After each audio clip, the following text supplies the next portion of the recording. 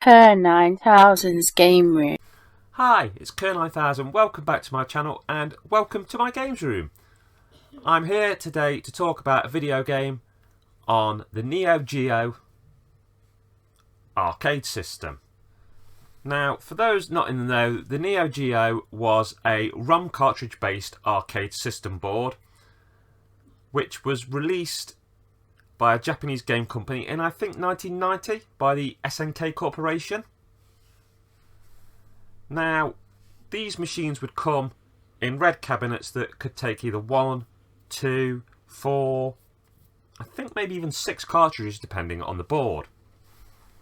There was also a home system called the AES, which although it used different shaped cartridges, essentially held exactly the same games in them.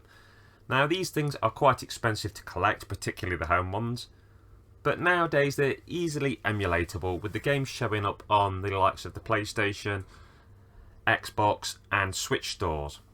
Now the game I'm here to talk about today is World Heroes 2, which is a 1993 fighting arcade game developed and published by ADK with the assistance of SNK. The arcade cabinet came out in 1993, I think in April, and it's the sequel to 1992's arcade fighting game World Heroes. Now, World Heroes 2 uses most of the same elements of its predecessor, such as having 3 buttons that work, and motion commands performed by using an 8-way joystick, and a normal game and deathmatch modes. However, it does have more characters. Think of this the way that Street Fighter, the new characters was Street Fighter Turbo with 4 more added characters. Well, this is the same sort of thing. It's the same game but with more characters added to it. If you enjoyed World Heroes, then you're going to enjoy this one.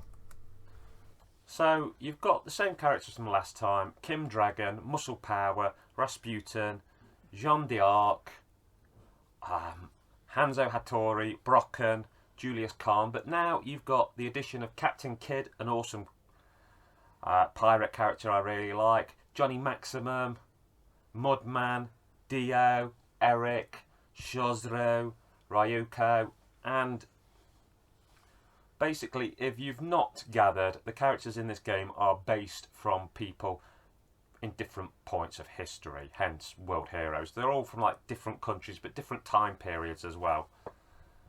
And there's plenty of people who were considered to be in this, but weren't, like, for example, just to give a bit of trivia here if you don't know, Sinbad the Sailor and Vlad Dracul were considered. I really like these World Heroes games. To me, they sort of bring back these memories of being in the back of a pub or a working man's club or a fish and chip shop where there'd be a random arcade cabinet, and as a young kid I'd sort of be given some money just to be quiet and go on that for a bit. If you like Street Fighter 2, you're very likely to like World Heroes.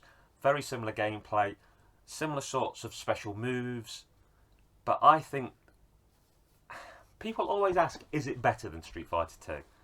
No, but it's a good alternative. The historical figures are interesting. I love the graphics to it. The music fits the theme. It's a really well put together game. If you've played other games on the Neo Geo fighter-wise, then you'll probably know what you're getting into. If you haven't, then I strongly suggest you play it. And not only this, but there's like Fatal Fury, Art of Fighting.